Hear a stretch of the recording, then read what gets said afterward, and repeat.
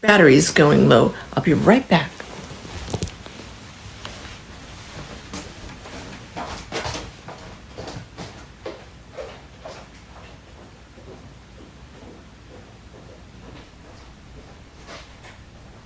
Le plus haut tribunal du pays juge que l'exclusion aux garderies subventionnées au Québec est discriminatoire. Pour réagir cet après-midi avec nous, Paul Saint-Pierre Plamondon, le chef du Parti québécois. Bonjour à vous. Bonjour. Vous avez dénoncé aujourd'hui, justement, lors de la présentation avec Stéphane Hanfield, la décision de la Cour suprême. Dites-nous pourquoi. Ben simplement, les tribunaux se substituent à la démocratie, se substituent au Parlement, avec uniquement des critères juridiques qui sont fortement idéologiques à mes yeux, mais clairement, c'est une analyse juridique dans laquelle on dit, essentiellement, les demandeurs d'asile, même s'ils ne sont pas des citoyens, auront le même traitement. On va traiter ça comme la discrimination envers les femmes ou la discrimination basée sur l'orientation sexuelle.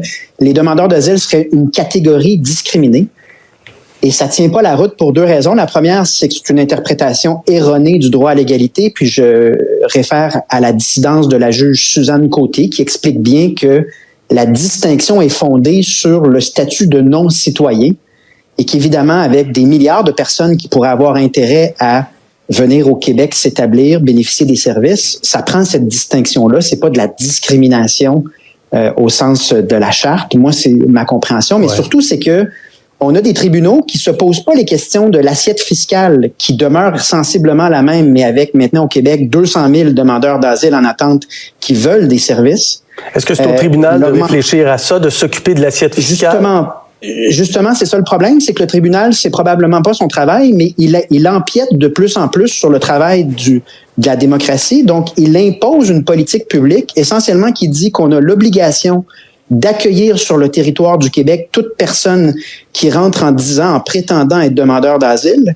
Les traitements peuvent durer de 2-3 ans. Mais ça, c'est quand même dans le droit international. Hein? Je veux dire, on a quand même des obligations internationales d'accueillir des gens qui font des demandes d'asile. Ça fait partie de nos obligations légales et morales. Et c'est pour ça que la revue The Economist, l'été dernier, titrait « Scrap the Asylum System ». Il faut changer ce système-là. C'est pour ça que la Hollande et à peu près tous les pays européens ont décidé de quitter le système qui a été conçu dans les années 50 pour donner une autre interprétation en disant simplement, si vous prétendez être demandeur d'asile, vous n'entrerez pas sur le territoire. On va traiter votre demande dans l'espace de 30 jours et on va resserrer un peu les critères.